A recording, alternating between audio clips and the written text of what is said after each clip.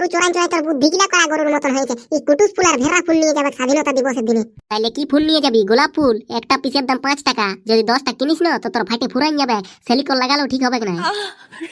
হ্যাঁ যা যা জলদি করে আসবি। চরে হাট হাট হাট, চ চ চ চ চ চ। আজকের মতন হয়েছে, কালকে তোরাকে ঘুরে খুলবো। চ চ চ হাট হাট চ।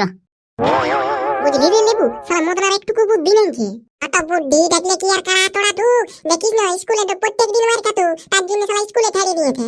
সেই মার খাবে তো। হেরে লেবু, ম্যাডামে যে কবিতা আবৃত্তি মুখস্থ করে যেতে বলেছে, মুখস্থ করেছিল? মুখস্থ তো করেছি তো সালা, আমি দমে তালে বলিয়ে দেয়। আল হাগলুয়া, তুই মুখস্থ করেছিল নাকি?